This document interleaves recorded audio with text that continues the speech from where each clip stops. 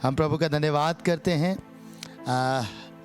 हमने बहुत प्रार्थनाओं को करा, हमने अच्छी आराधना को भी करा, दर्शन की बातों को भी हमने जाना है।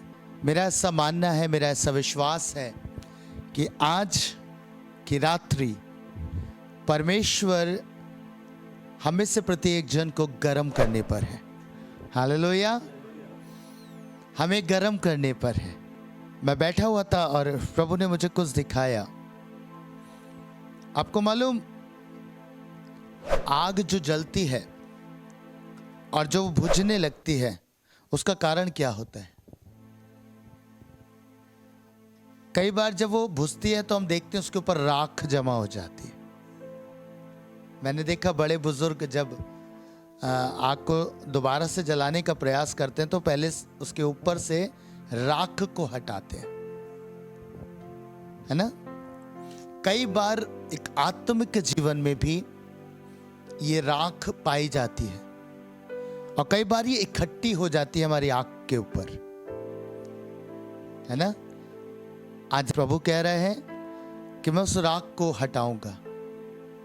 हालेलुया, आज उस राख को हटाऊंगा। और परमेश्वर आपसे बात करने जा रहा है। हर एक जीवन से जो अपनी दौड़ में है, मैंने एक बात करी थी कि कैसे हम रुक जाते हैं। बहुत सारे कारण थे जो मैंने बताए कि हम आगे नहीं बढ़ पाते, बैकस्लाइड हो जाते हैं। और आज भी मैं परमेश्वर में होकर आपके बीच में इन बातों को रखूंगा कि हम दौड़ रहे होते हैं पर हम रुक जाते हैं।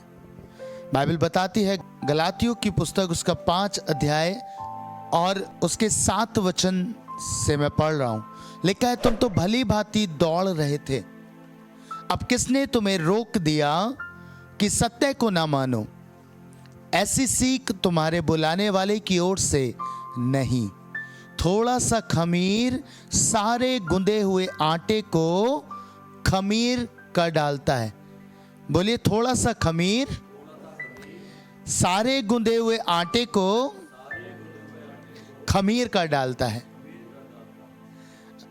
बड़ी खूबसूरत सी बात परमेश्वर का वचन यहाँ पे कह रहा है। थोड़ा सा खमीर, बहुत ज्यादा नहीं कह रहा थोड़ा सा खमीर पूरे गुंदे हुए आटे को खमीर कर डालता है।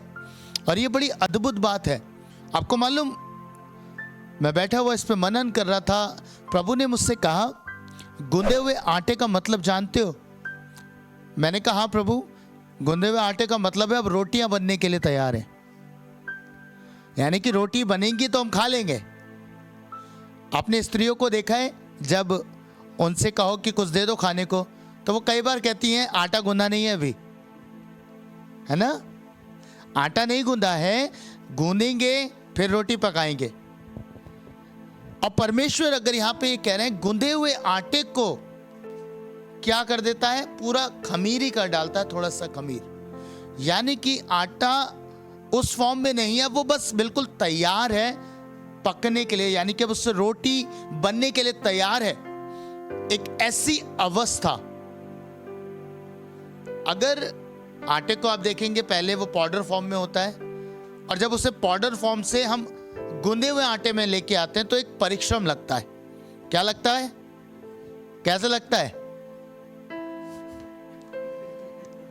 हाँ, क्या करते हैं? गूंदते हैं, है ना, ताकि वो तैयार हो जाए।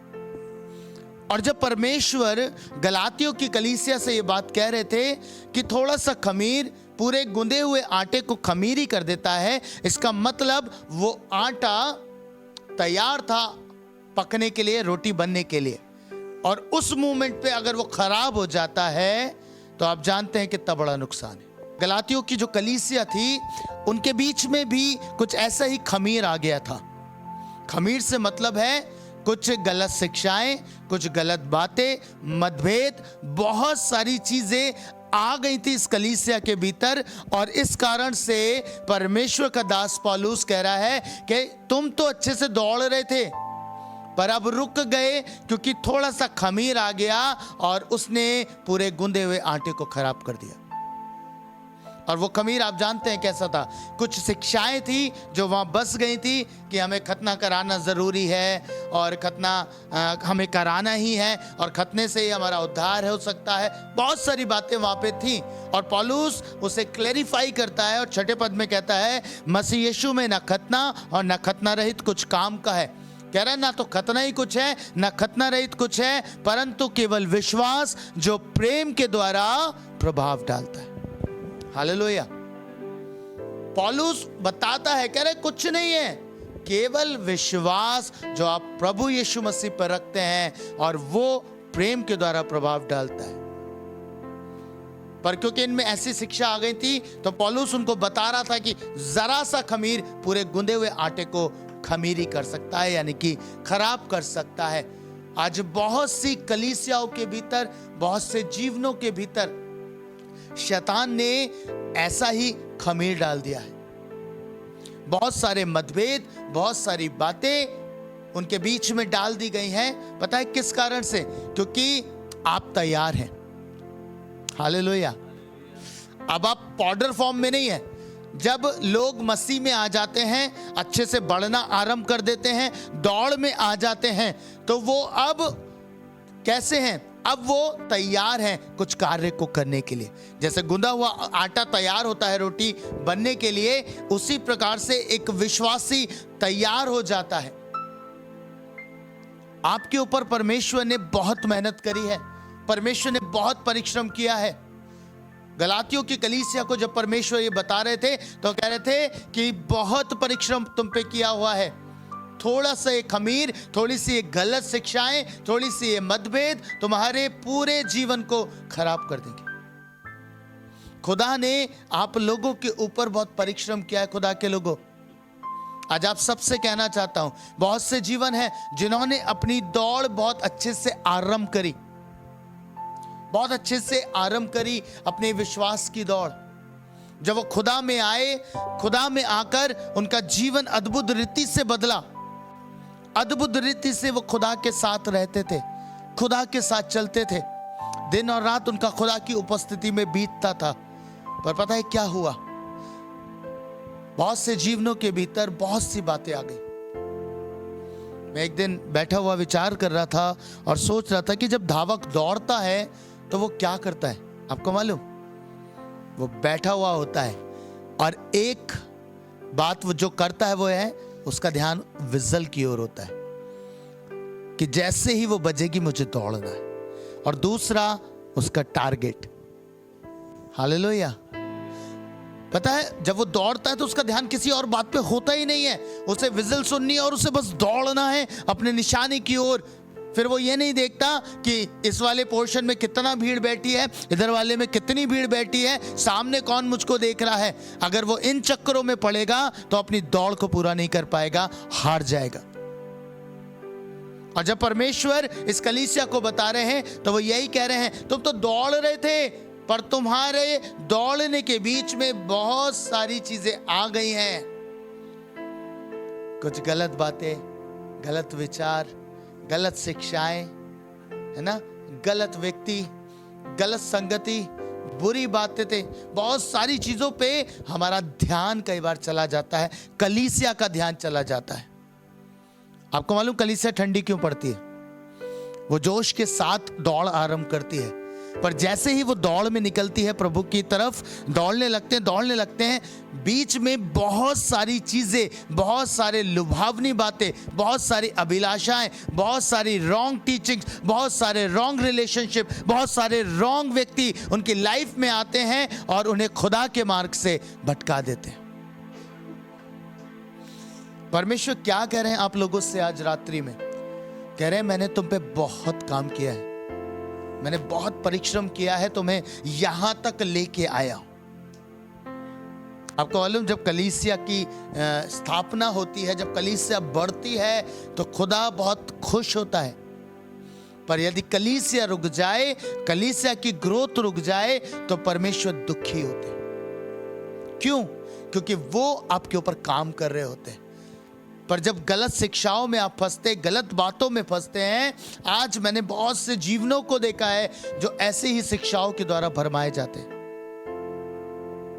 अच्छा खासा दौड़ रहे हैं, अच्छा खासा प्रेयर रूम है, क्यों व्यर्थ की चीजें आपकी लाइफ में एंटर कर गई?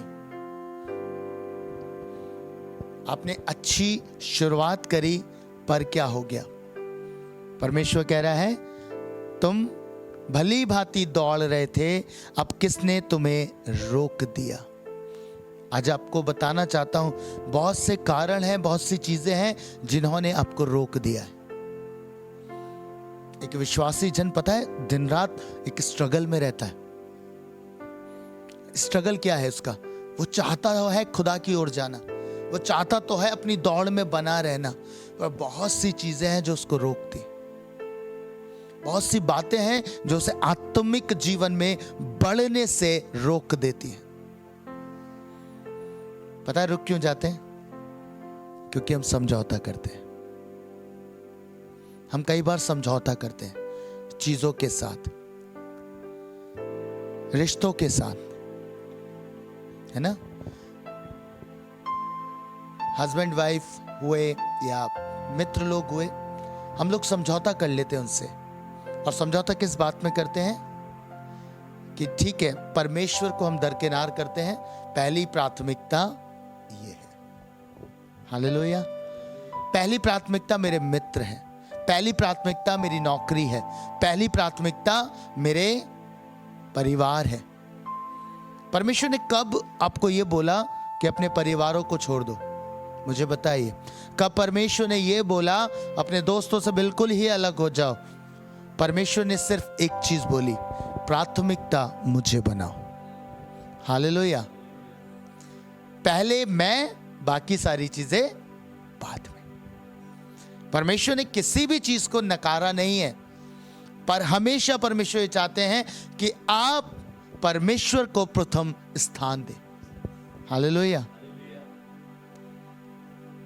पर हम रुकते क्यों हैं? क्योंकि हम समझौते में आ जाते हैं।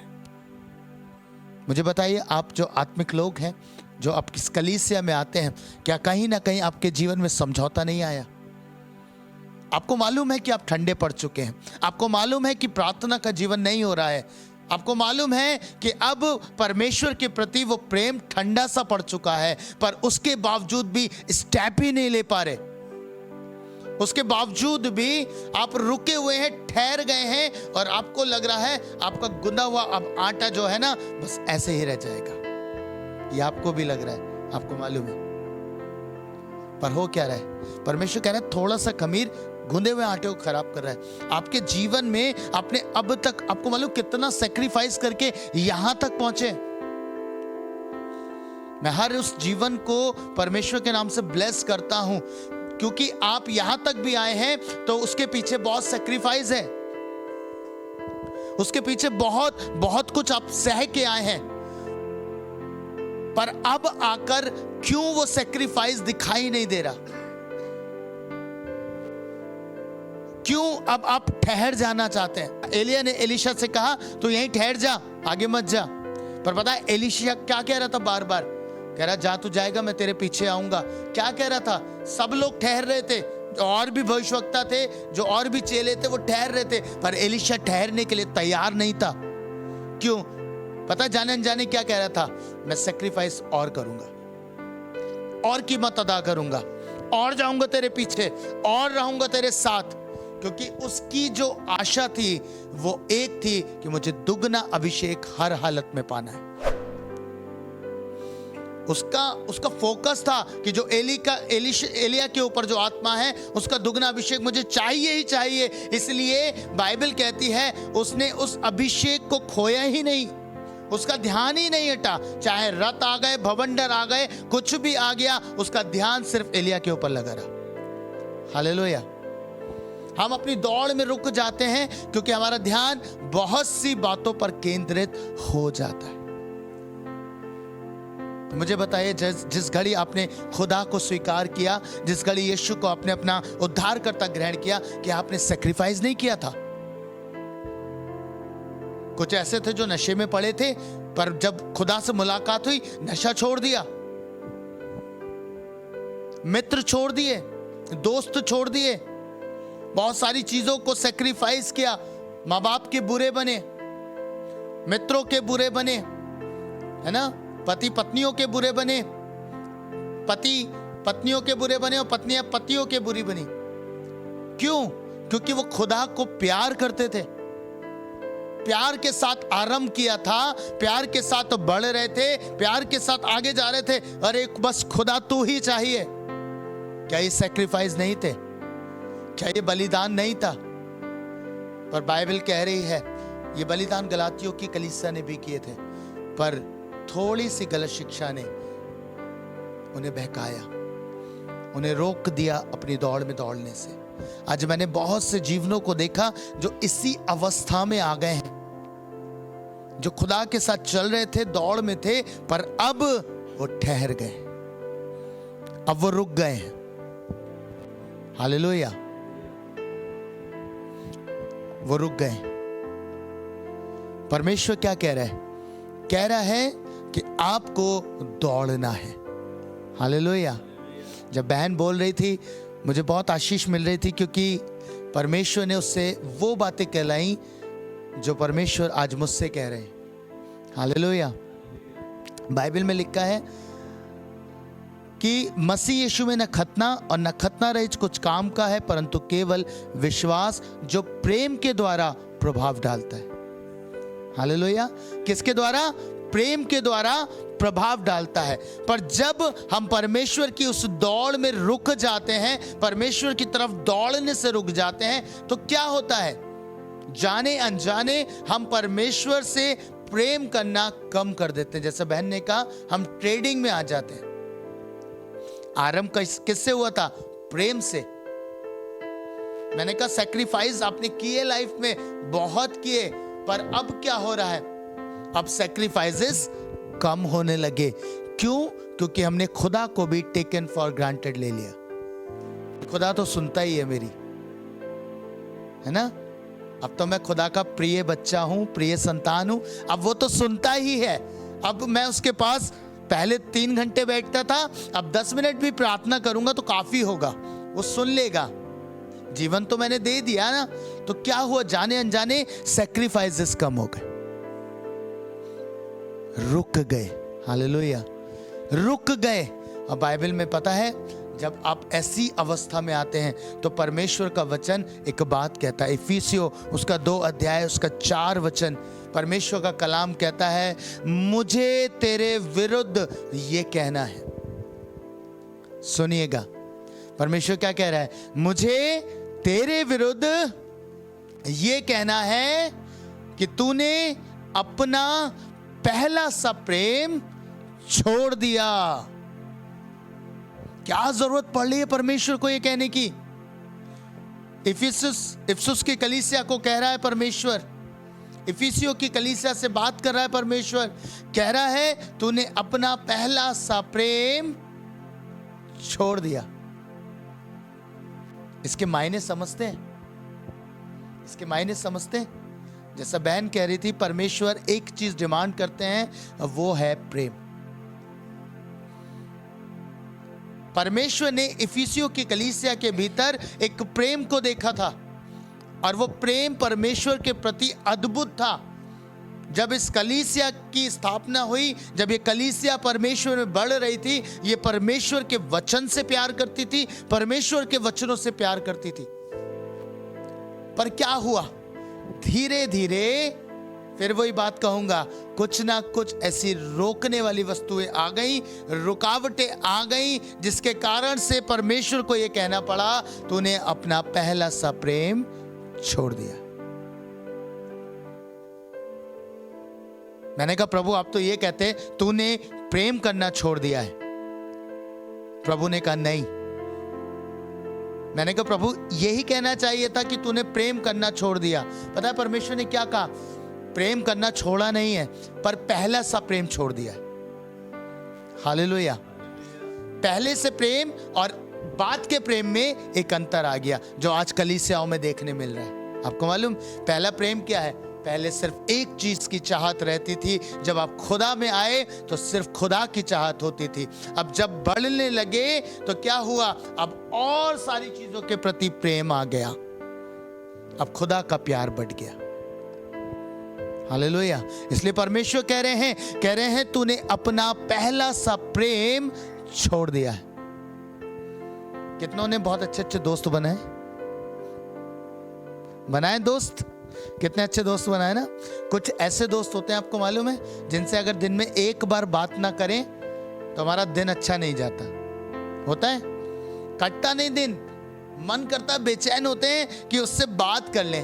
अब आप सोचिए, आप एक व्यक्ति से साल भर से बात कर रहे हैं, लगातार बातचीत चल रही है, फिर क्या हुआ, एक व्यक्ति जो आपका मित्र है, जिसके बिना आप रह नहीं पाते, आप उससे एक हफ्ता बात ना करें, आपको मालूम है क्या होगा। एक कॉमन फ्रेंडशिप के बीच की बात बता रहा हूं। आप कहेंगे पता नहीं क्या हुआ, नाराज तो नहीं हो गया, नाराज तो नहीं हो गई, हाँ कोई गलती तो नहीं हो गई मुझसे, कुछ ऐसा तो नहीं हो गया, पता नहीं क्यों नहीं बात कर रहा है, पता नहीं क्या बात हो गई। सिर्फ एक हफ्ता